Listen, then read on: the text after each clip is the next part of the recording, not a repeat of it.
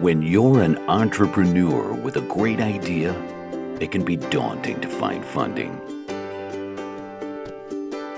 Startup Raven takes the process out of your hands by helping entrepreneurs connect and learn about potential investors all in one place, without any long-filled forms or 1,000 questions.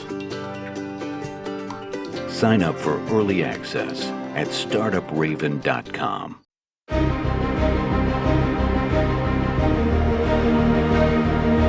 Welcome to Startuprad.io, your podcast and YouTube blog covering the German startup scene with news, interviews, and live events. Hello and welcome everybody. This is Joe from Startuprad.io, your startup podcast and YouTube blog from Germany, Austria, and Switzerland. Today I have a returning guest here with me. Hey Daniel, how you doing? Hi, Joe. Hi. Very good. Pleasure to have me. Thank you very much for that. Totally my pleasure. We may tell our audience that I interviewed you back in 2018. I do believe it was 2018. And a lot has changed. Therefore, we thought it would be prudent to really make an update, especially since you raised 100 million credit funding for your platform from Goldman Sachs. But that's something we will get to soon. I assume people already know, or some people will already know you from the interview, which, by the way, we link down here in the show notes. I just looked it up. Was published on October 18th, 2018, almost 5 years ago. Time flies. Time flies, totally. You have been developing quite good. I would assume we'll soon get into that. But can you tell our audience just a tiny bit on who you are, what you did before you got into fintechs? Yes, sure. So my name is Daniel. I'm a co-founder of Creditshelf and currently CFO of the company. In my earlier life, I used to be a consultant, which is how I started off my career in strategy consulting, but I always worked in the financial services space. So even as a consultant, I got in touch with banks, insurance companies, and, this is how I stayed in the matter. And at some point, I got an offer from a large investment bank. So I joined this bank and basically, jumped over the fence from being a consultant to becoming a banker. I worked for, shy of 9 years in international investment banking with positions both in Singapore and Zurich. And at that point, we were launching a new business in Asia, which I did for the bank as a project at the time. And I thought to myself, after that project had been delivered, that at some point I would like to try something out by myself. And this is how we founded Creditshelf. And ever since, we're based here in Frankfurt, and with a nice business that is supporting SME customers from a credit perspective. Mm-hmm. You already hit on credit and SMEs. So my understanding is you are a credit platform, not necessarily a P2P lending platform, but I think we'll soon clarify that.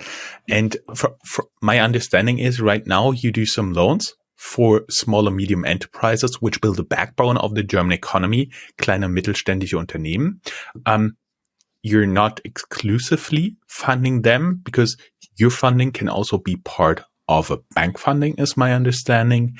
And you basically match there on the platform institutional investors with the SME, so nothing like Lending Club does. Is that true?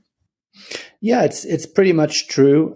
We provide loans to German SMEs, both the Mittelstand of today as well as the Mittelstand of tomorrow, meaning young, innovative, growing, fast-growing companies that have a need for capital in order for them to achieve their growth ambitions and, capture market share and develop markets. And we lend to these businesses because we see that there's a lack of funding from traditional debt providers such as banks. So our capital helps to, trigger and achieve additional business opportunities that would otherwise, not happen or not necessarily happen. And therefore we ultimately, support the German economy and the German Mittelstand, as I've said, with our credit products. I think the one element which I'd like to provide a little more detail on, because you said we match borrowers with institutional investors.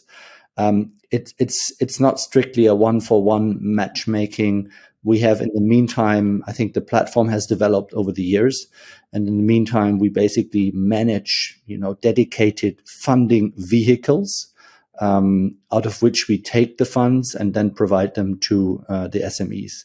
So therefore, institutional investors, such as, for example, the European Investment Fund and or other names, they basically provide funds typically into SPVs, which, serve the dedicated need of providing funds. And out of these, we take the money and we give it to SME customers.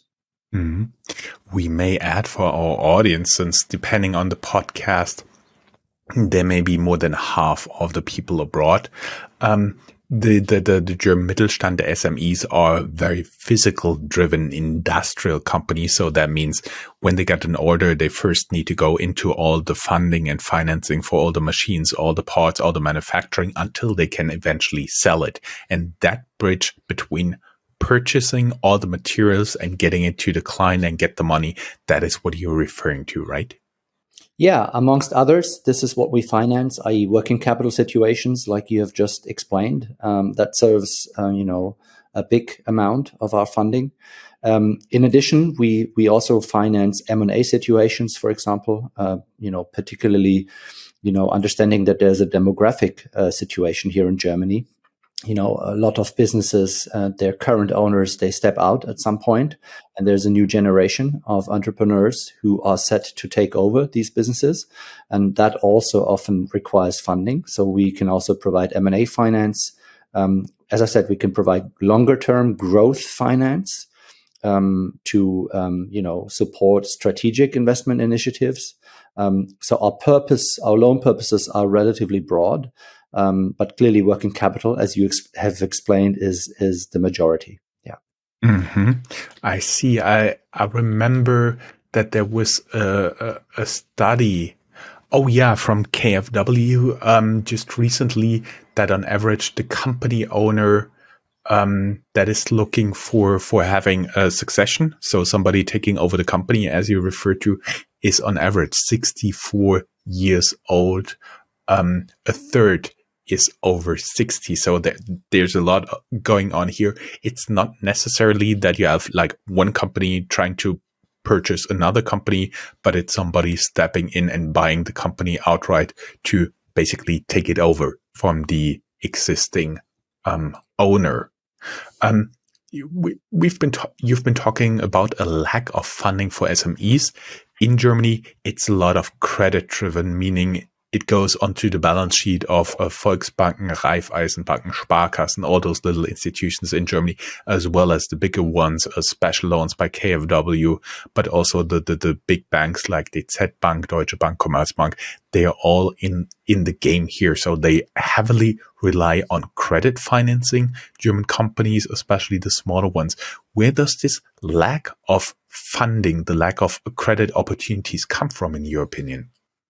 So what we often see, with those businesses, is that the banks are lending to them, which is absolutely crucial. And I think this is also a big difference to, let's say, some of the more southern countries in Europe, where in some aspects you even have a limited supply of bank funding.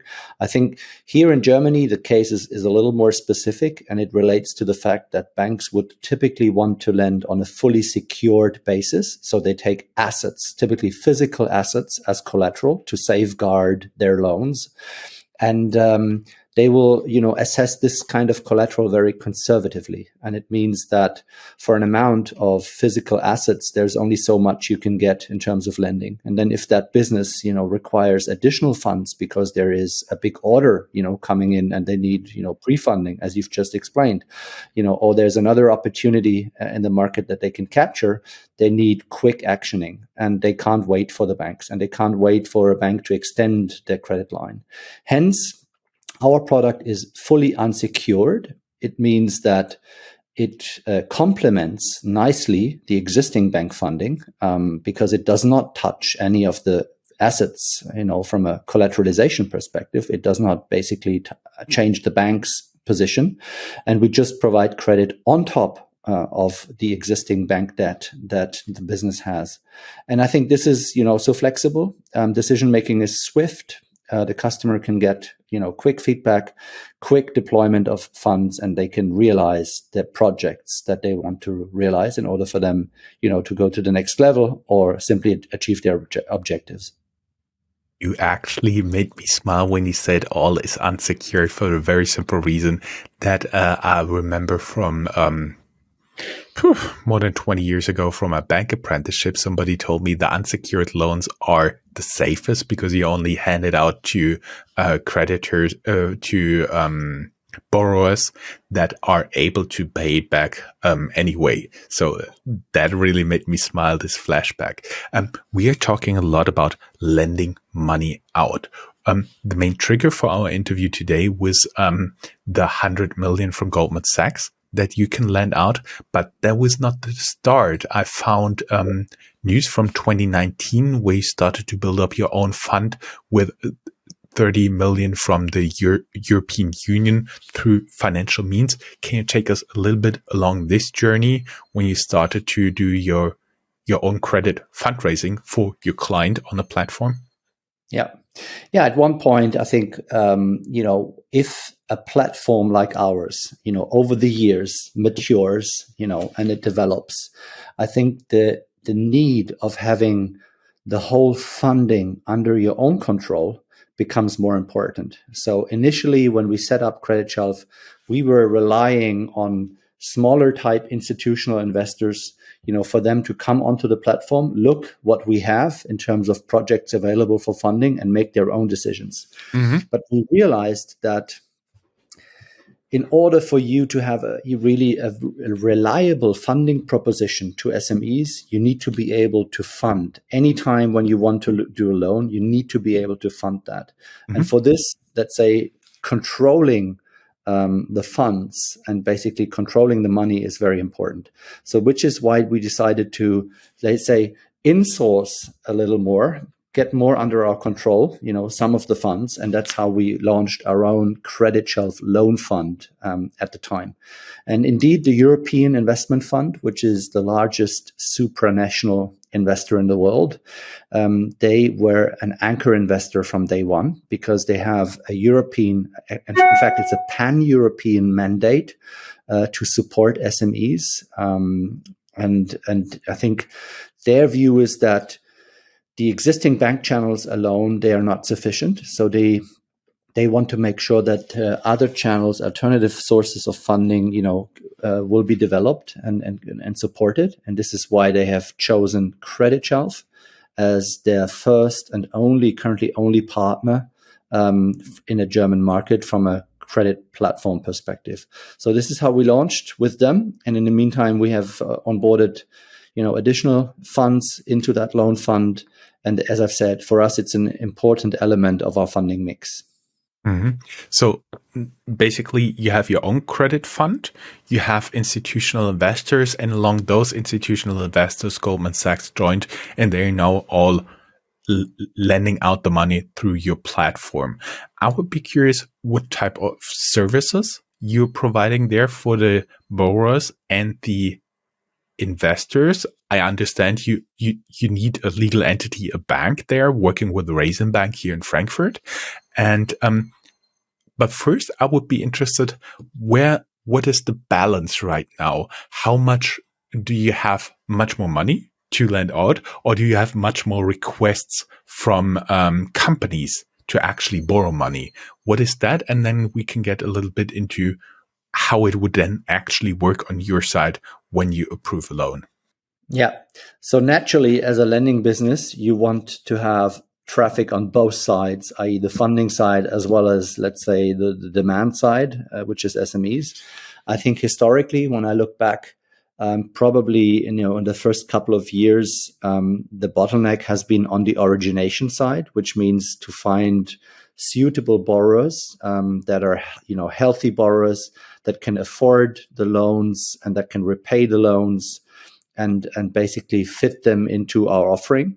I think in the meantime, and probably at least since a year or so ago or so, since the dynamics changed, ever since the war in Ukraine, of course, we've seen a strong tightening on the monetary supply side, and therefore interest rates are up. Money supply is much tighter than it used to be before. And of course, this has also found expression in the way, we are able to attract funding. And clearly, I would say at this point, the relative bottleneck, if you want to put it that way, has probably moved a little from the origination side to the funding side. Therefore, we're very happy to have secured additional significant funding from renowned international sources, and we are continuing that effort on the funding side. And there is good conversations with market participants, and I'm very confident that with the strong track record that we have over the many years that we've been in the market in the meantime, that we can secure additional funding by existing partners or potentially also new partners that will help us to essentially, support the origination pipeline that we see, and that origination pipeline is getting stronger and stronger every year. Last year we've seen record levels of loan demand, and also this year is very strong. Do you see? That was for most people a total surprise, the invasion of Ukraine. Then the inflation started spiking up, but I kind of get the feeling that this really settled now, especially that Germany came through the first winter with all the scare of high gas prices and not enough gas to heat our apartments and houses. After we all passed through this, fortunately, pretty much unscathed. Do you see a difference right now this year, the first quarter of this year, as we're talking on the very last day of this quarter, in terms of demand? Was there a change? I think, first of all, I personally see that lots of the uncertainty and the sort of market turmoil and volatility that we've seen, particularly in the second half of last year, has relaxed in the meantime. Of course, we are in a new world, right? I think inflation is probably not going to go away as soon as we would have hoped. At the same time, rates will probably not move down to the sub-zero levels, that we've seen only a year ago back. Therefore, we're in a new normal. But I think the market has calibrated a little, and it seems as if things are getting more stable. I think on the energy front, that's probably also true. We've had lots of volatility. Many SMEs in the German market that run heavy industry intense production processes that requires energy. I mean, they've been very scared on the back of the price movements. But I think the situation we're now seeing, I think, suggests that there's a bit more stabilization, and that things will not, pan out as adverse as they, would have appeared maybe, half a year ago or so. So I think that's what we're seeing currently in the market. And, maybe to conclude, German SMEs have historically proven that they are very nimble, that they can adapt fast, to outside circumstances. And it is exactly that what we're seeing again in this crisis. Okay, I see you guys are doing pretty well. You guys are growing. It doesn't necessarily reflect right now in your share price. At the time we've been talking, you said you were the only pure play fintech listed in Germany. Is that still the case? Well, I think there's certainly been market developments and other IPOs, following ours in 2018. But I'd maintain that the majority, clearly the vast majority of fintechs, they're currently not in the public market. We have at the time chosen to do so for a number of reasons. Becoming an institutional business, we wanted to have a positive signaling effect, to institutional partners as well as hire talent. We are still hiring as we speak, and therefore finding talent in the market is very crucial for us. And at the time, I think the IPO and subsequently as a public company, you have more visibility in the market. So this helped us in attracting talent. And so these were considerations that we had at the time when we decided to step. My understanding is that banks in Germany are right now not necessarily known for being very fast in approving credit. I've seen on your website it takes 2 minutes to request a loan, 48 hours for your check, 1 week to make an offer, and 4 weeks until the payout. Can you give us somehow perspective how realistic this is for you and how long it may take for a classical bank to do the same process? Yeah, so I think these times are indicative. We can be faster than that, as we've proven. I think the fastest loan we've paid out was inside 1 week in an ideal process. Now, I think what we often hear from our customers is that the banks are taking weeks, if not months, for sure. And I think the big benefit of our process is that the amount of interaction required with the customer is very minimal. So we've really designed this process from a customer's perspective, trying to minimize time and effort, using existing information rather than specific information that has to be made up. So, for example, we take data from the accounting system of the customer. They can easily provide that to us by uploading via our secured portal. And with that, we can be very fast in providing the customer with a feedback, which is typically an indicative quote that we try to bring out within 2 days. So we tell the customer, look, this is the amount of credit we can provide. This is the indicative price. And if they like to move on that basis, we go into the final step of the process, which is a small, if you call it, due diligence. So we assign a credit analyst on the case, and then we discuss the business, from a credit perspective, from a market perspective, from a financial risk perspective, from a sort of future ambitions perspective, to basically round up our view and, ultimately being able to make a final decision. And if that final decision is made, we simply allocate one of our, funding pots. So these are essentially credit boxes with pre-approved and predefined criteria that need to be matched. And essentially, if it goes through our process, that basically means that it usually is also suitable for one of our funding vehicles. What does your average customer look like? So the typical Creditshelf average customer is a family business that has been around for more than 20 years, has 20 million of annual turnover, and has been in the market, as I said, for a number of years. We often see these businesses sitting in the regions, so they're not necessarily domiciled in the big cities, but really sit in the regions. Industrial focus is often a connex that we see. So really, actually the backbone of the economy. So I always keep saying, for those of you that understand the German expression, überall wo es dampft, zischt und raucht, that's also where you find Creditshelf. So that's a typical Creditshelf customer. Very well, where it steams, pipes, and smokes. Exactly. That means like physical production. Yes, yeah, that's okay, often I what get we it. see. Yeah. I see. We've talked a lot about your company, how you do the credit, and your customer. Can you let us participate in your outlook? Where are you seeing this whole thing, meaning the economy, meaning your business going this year? I know there's a lot of uncertainty and forecasts are especially difficult concerning the future. I know all of that, but just a little hint. Yeah, I think generally speaking, the need for capital is clearly crucial. For the business, we come out of a crisis, Corona, where I think still some of the businesses, they faced a difficult environment and difficult time. Fortunately, we had a lot of government support at the time, and banks passed through KfW loans. All of a sudden, we found ourselves in the next crisis, inflation, energy prices, and so on.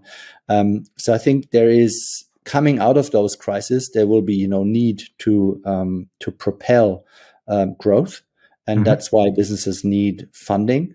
And I think that the need for alternative, i.e., bank alternative funding, is only growing. So that's clearly what we can see in the market. That's a trend that will be continuing. Hence, funding sources outside traditional banks, will be ever more important going forward, and that's what we want to profit from. I understand you guys are currently growing, but you're still based in Hessen. Since this is sponsored by the European Enterprise Network Hessen, how was your experience setting up shop here? Very positive, I would say. I mean, there's often these, rumors of, talking about many obstacles and barriers when it comes to a founding process. I wouldn't want to go as far to say it was the easiest journey in the world, but it was, on the other side, also not, so cumbersome. So we have ongoing talks with the ecosystem here. We found good contacts. We exchange views, with people, both from the fintech as well as the non-fintech world. In our early days, we were one of the winners of the Gründerpreis of Stadt Frankfurt. So that also helped us, to establish our reach. And all in all, I must say we're very pleased and very happy to be here. There might not be as much talent, particularly IT talent, as maybe in cities like Berlin. But on the other side, there is more of an expertise when it comes to financial services. And as we are ultimately also a financial services firm, that caters quite nicely to our needs. We already got to the talent part. Are you guys currently hiring? Yes, we continue to hire. We are always open and looking for hungry young talent.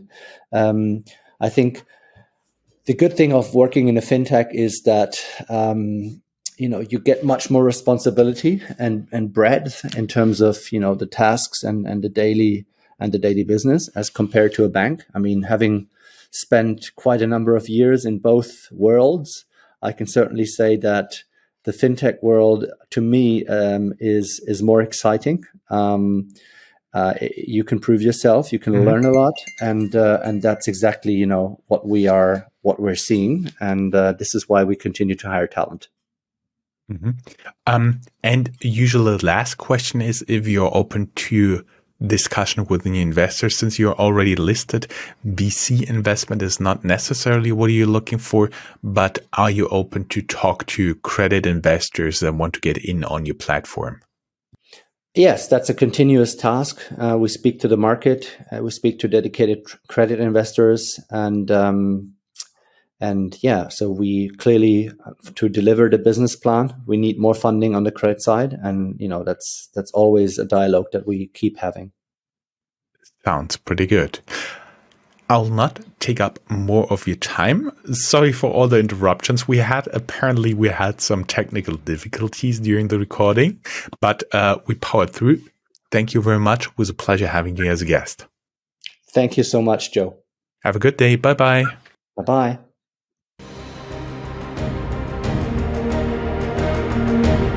That's all, folks. Find more news, streams, events, and interviews at www.startuprad.io.